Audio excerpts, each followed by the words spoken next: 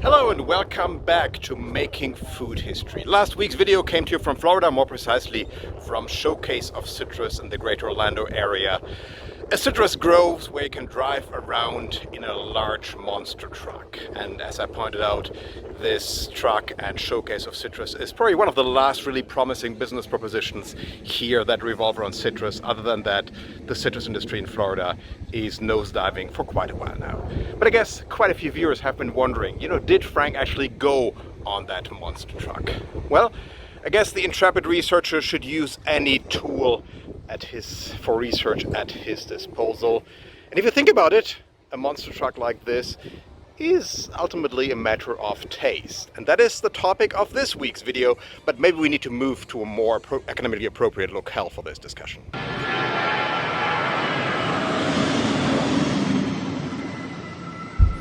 We're back in our classroom here in Birmingham. We don't have to worry about the sun in our face anymore. It's actually raining while we record this.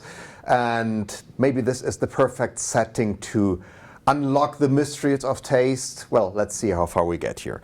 Now, when we engage with taste, we should be clear that engaging with taste is in a way inevitable when it comes to modern foodways. The modern food system has produced this cornucopia, and taste is one of the ways that we have to navigate and make choices when faced with this cornucopia. And furthermore, it's the one thing that probably defies quantification. We cannot really solve the mystery of taste with the means of economics and science alone. We can talk about the budgets that shape our food choices. We can talk about the calories, the vitamins, the nutrients, and yes, we can quantify these things, not very precisely with the means of science. But when it comes to taste, we don't get very far with numbers. Once somebody says, this does not taste, there we are, and we're stuck. Now, when it comes to taste, there's a lot of culture that goes into this, there's a lot of memory that goes into this, and there's a lot of social status that is in play here. Nobody should talk about taste without having read Pierre Bourdieu's book Distinctions, which is about how our conversation about food reflects class structures, in Bourdieu's case, the class structures that run through French society, and how class culture turns into nature. That is one way to describe what Bourdieu does. But it's not all about class and social status. You don't have to be a Freudian to think that there is something animalistic behind our senses of taste. When we talk about taste, we talk about something that reflects bodily needs in ways that are hard to unlock and really hard to put into words. And when we talk about the modern food system, there is something else. The manipulative powers of the modern food industry that can sugarcoat any type of food, and yet that metaphor is intentional. Sugar is arguably one of the things that allows the food industry to get away with things that maybe they shouldn't get away with. The book that we use to make sense of taste is Taste of the Nation, published in 2016, written by Camille Begin. The book deals with a project of the American New Deal, the Federal Writers Project, specifically the America Eats project that the FWP funded in the 1930s. The project is conceived in 1937, gets into full swing in 1941. The project never concluded because America is at war since December 1941, but there is enough of a paper trail from this America Eats project to make sense of it and provide a paper trail that Begin uses for a book. The goal of America Eats was to celebrate American eating, its richness, its diversity, and its regional qualities. This is a book that looks into different parts of the US. It's a book that looks at group eating, so it's about eating in a community, not about the everyday fare.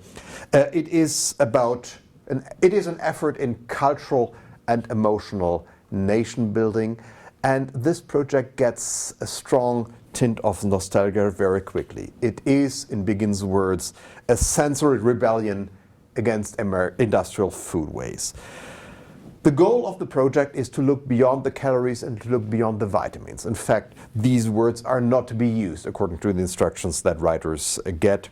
There's also no interest in means of transport and commodity chains, which effectively means that this entire book project kind of black boxes everything that provides dynamism, that provides for change in American foodways since the late 19th century. It's not about industrial food, it's not about commodity chains, it's not about the effort of quantifying food with calories and vitamins. And this search for the pre-industrial quickly leads to an effort that is caught up in the turmoils of the social and racial cleavages that run through US society. And I think the merits of this project is not so much about revealing American foodways, but about revealing what people think about when they think about food and write about food, and specifically the Anglo-Saxon white Protestants that make up the brunt of the writers in this project.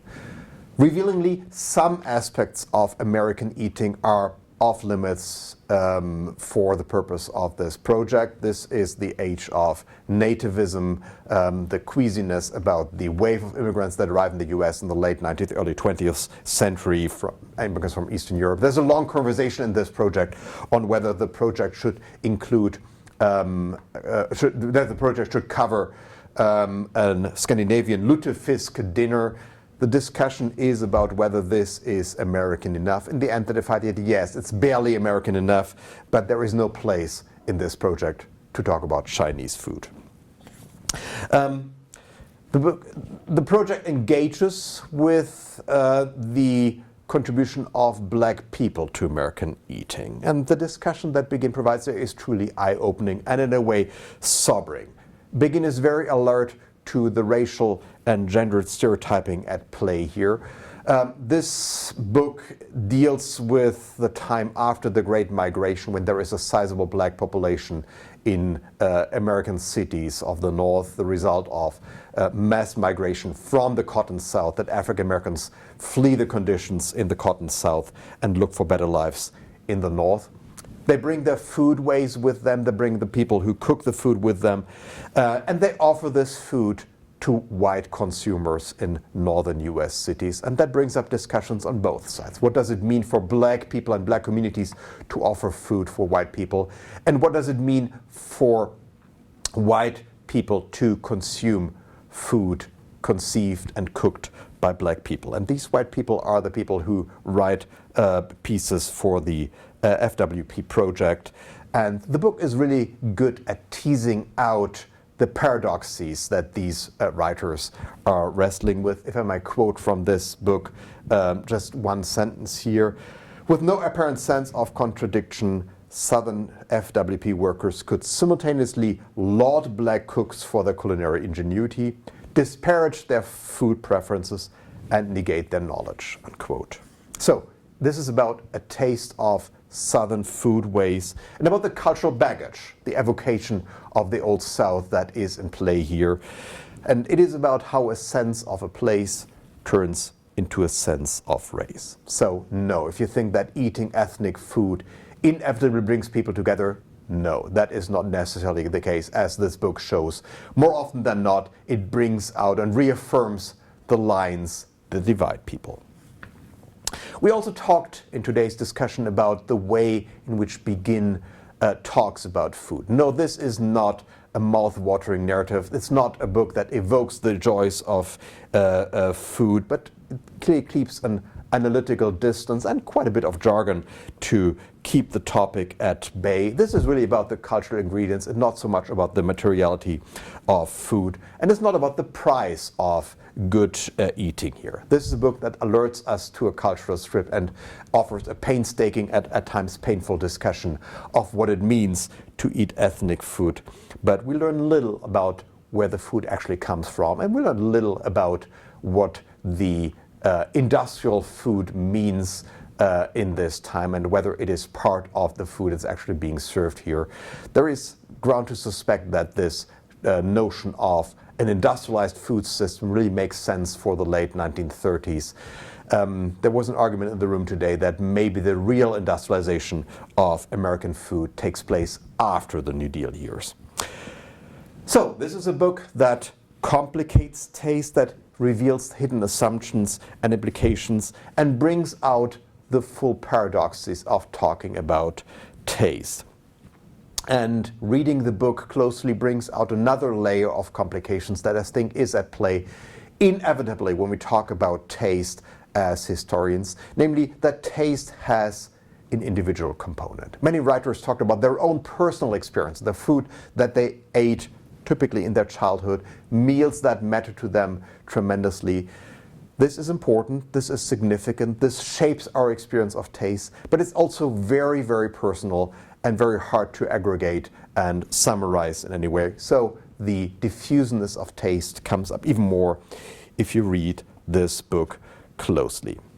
So in the end, maybe this book does leave us with an ambiguous aftertaste in that this book unpacks the paradoxes, but it leaves us with these paradoxes, the paradoxes of our food ways and our tastes. The contradictions remain unresolved, and we are a bit clueless here. And it is an open question about whether this could be otherwise. So maybe the search for an understanding of taste is a bit like the search for the Holy Grail of food studies, in that, like the search for the Holy Grail, we're not sure that we will ever get there, and we don't even know whether it makes sense to go for a search for the Holy Grail in the first place. So maybe taste is little more than a social, economic, and social cultural waste heap where all the contradictions of our modern food ways are piling up. That could be one way to summarize it, but maybe we should leave the last word to someone who is standing in the shadow of something that is truly a matter of taste. So I guess the mysteries of taste will remain exactly that, and standing here in the shadow of a monster truck doesn't really help much in solving this mystery. But looking at this thing here, I think when it comes to taste, as to everything else, we really need to watch out for the environmental footprint.